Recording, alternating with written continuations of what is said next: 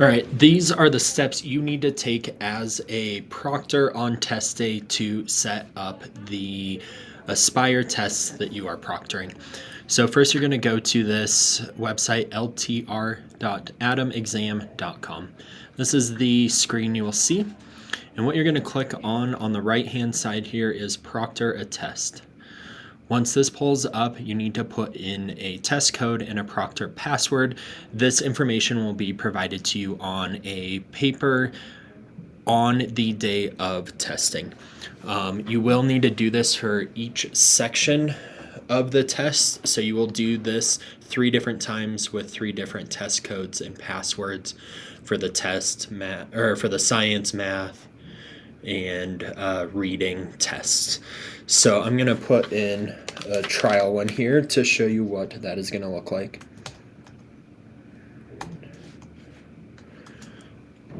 This test code is just for you to create the proctoring group. So this is not the information you will provide students at all. This is just for you.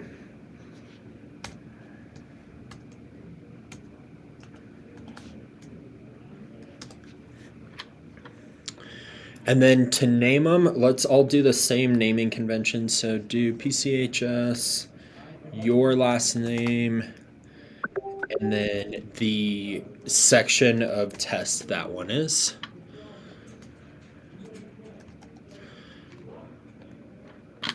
Select our district.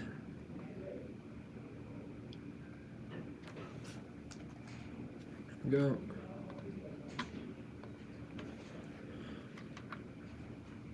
Select our school, and then put in this information.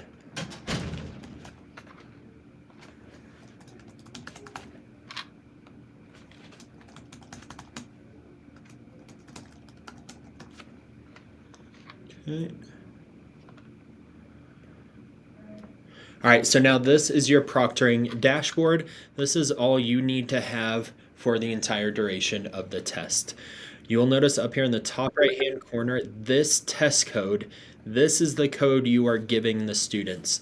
So write this code on the whiteboard so that students can see it. They may need it if they get kicked out of the test during the testing time for any reason.